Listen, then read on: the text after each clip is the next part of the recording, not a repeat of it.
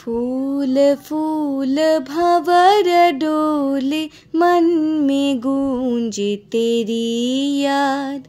बाग में पपीहा बोले, पीहू पीहू पीहू कहाँ।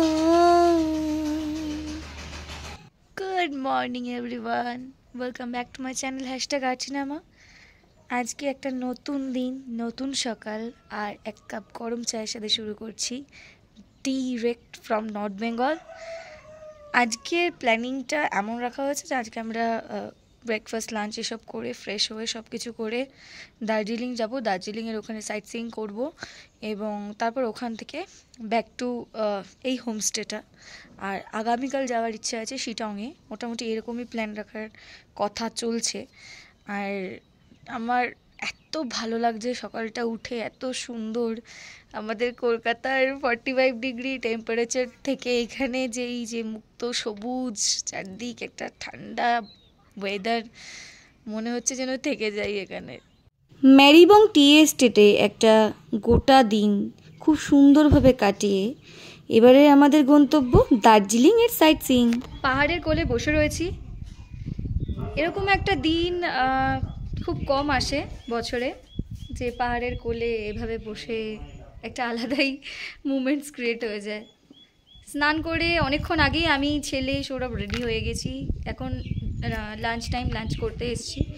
আমার একদম খিদে নেই, কারণ আমি সকালবেলায় খুব লেটেই আমি একদম খেতে পারি না, 3টে লুচি খেয়েছি, তাই আমার পেট ভরা।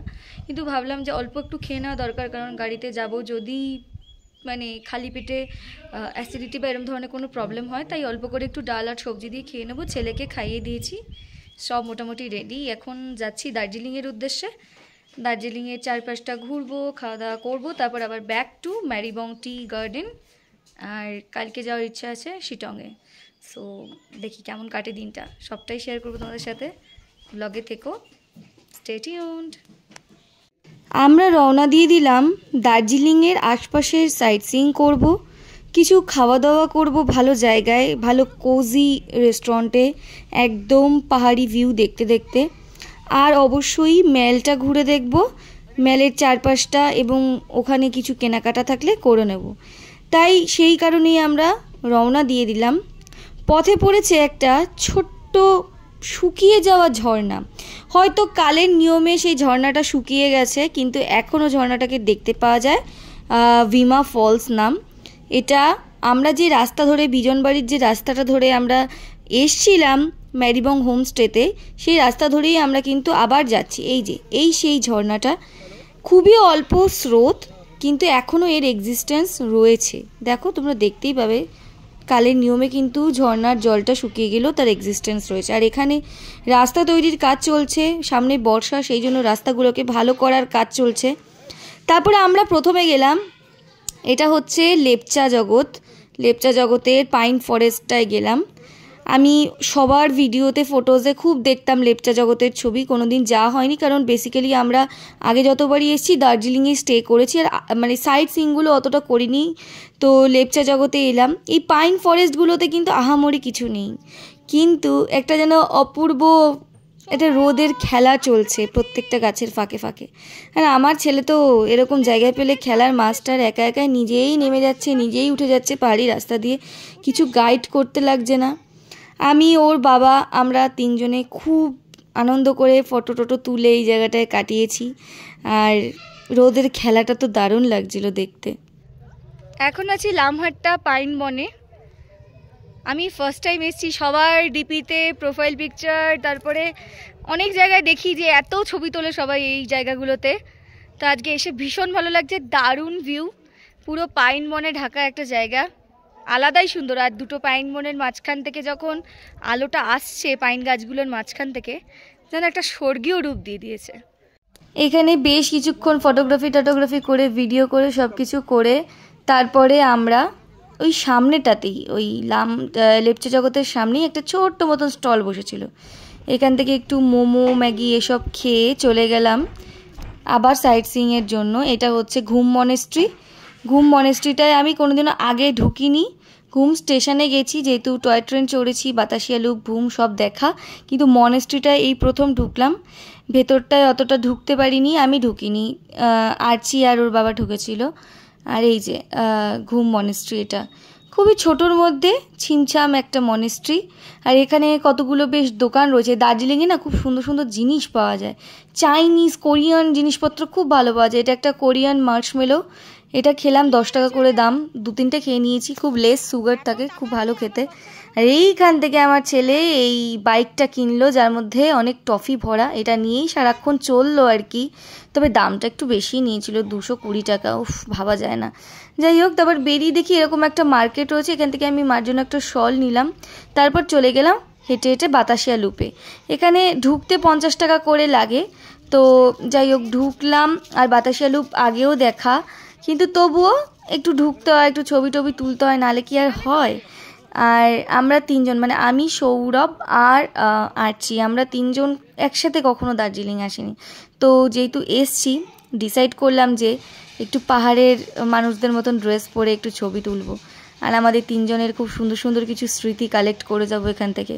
এই যে দেখতে দেখতে স্টিম ইঞ্জিন দেওয়া এই ট্রেনটা, টয় ট্রেনটা চলে এলো। স্টিম ইঞ্জিনটা দেখাটাই ছিল মানে মেন উদ্দেশ্য, কারণ নর্মালগুলো আমরা দেখেছি অনেক, স্টিম ইঞ্জিনের যেই কয়লা ফেলা, আগুন জ্বলছে, এটা একটা দারুণ অনুভূতি, ওয়ার্ল্ডস হেরিটেজ বলে কথা। আর দেখো কি সুন্দর লাগছে, সিনেমায় আমরা যেমন দেখি ঠিক সেরকমই না, একদমই তাই। তো এখানে দাঁড়িয়ে আমরা বেশ কিছু ছবি টবি তুললাম, স্টিম ইঞ্জিনের আওয়াজটাও শুনতে খুব ভালো লাগছিলো। আর তারপরে এই যে এখানে সব পোশাকগুলো নিয়ে থাকে না, পাহাড়ি পোশাকগুলো, তো এখান থেকে আমি ডিসাইড করলাম যে একটু পাহাড়ি ড্রেস পরে নিই।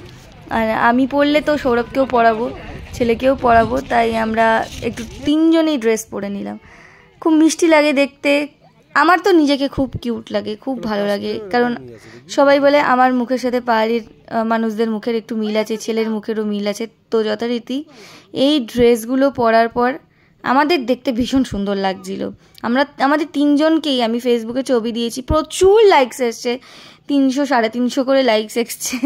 মানে সেখানে সবাই বলছে যে তোদের মনে হচ্ছে যে তোরা পাহাড়েরই লোক, 3জনকে সেম লাগছে মুখটা।